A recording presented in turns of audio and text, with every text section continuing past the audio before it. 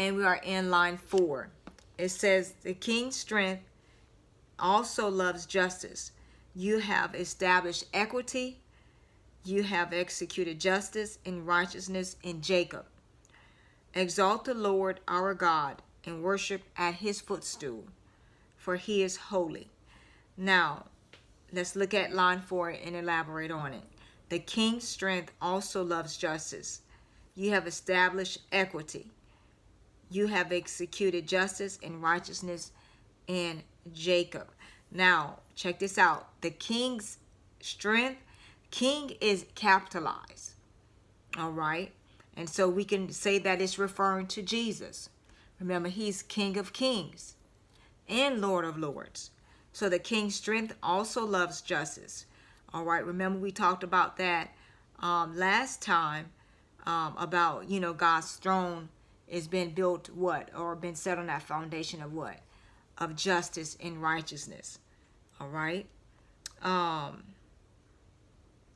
So the king's strength also, that's what he's saying. So we know what God's throne is established on. So now the psalmist is going on. You could say, you could tell that it's the same psalmist that wrote 98, wrote 99. So he says the king's strength also loves justice, because we weren't even talking about that in the first stanza. So apparently he's talking about that stemming from what? It's from Psalm 98. And so the king's strength also loves justice. You have established equity, that sameness, all right? You have executed justice and righteousness in Jacob. And so remember, Jacob also could be another word for Israel. So in God and Jesus has executed justice and righteousness in Jacob. And then it says 5, exalt the Lord our God and worship at his footstool, for he is holy. Now remember line 3 ended with he is holy. Now line 5 and in the second stanza in for he is holy. All right, so it has a little refrain there. Now let's go to 1 Chronicles 28:2. I have that one written in my margin. 28:2. That says, and King David rose to his feet and said, hear me, my brethren and my people. I had it in my heart to build a house of rest for the ark of the covenant of the Lord and for the footstool of our God, and had made preparations to build it. But God said to me, you should not build a house for my name, because you have been a man of war and have shed blood. Now that just to corroborate the footstool there that talked about that in line 5 in Psalm 99, where it says, exalt the Lord our God and worship at his footstool, for he is holy. And so David wanted to build a house for the Lord, for God, and God said, nope, you shed bloodshed and you're a man of war. And so he didn't do that, because how he had Bathsheba's husband killed.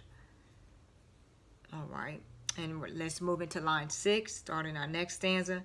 Moses and Aaron were among his priests, and Samuel was among those who called upon his name.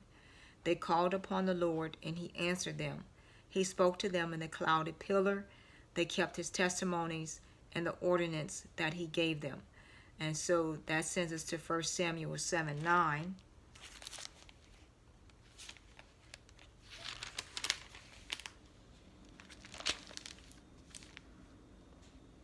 1 Samuel 7:9, that says, and Samuel took a suckling lamb and offered it as a whole burnt offering to the Lord. Then Samuel cried out to the Lord for Israel, and the Lord answered him. All right. And so so that just corroborates, showing how Samuel had called upon the Lord, and how God had answered Samuel. And it also sends us to 1 Samuel 12:18, that says, so Samuel called to the Lord, and the Lord sent thunder and rain that day, and all the people greatly feared the Lord and Samuel. And so when God does something mighty and stuff like that, then you're gonna, you know, you have that fear. It's like, oh man, God did that, you know, because he's a mighty and awesome God. Truly, He is. And so we're going to go ahead and pause here, and then we'll pick it up in line 7.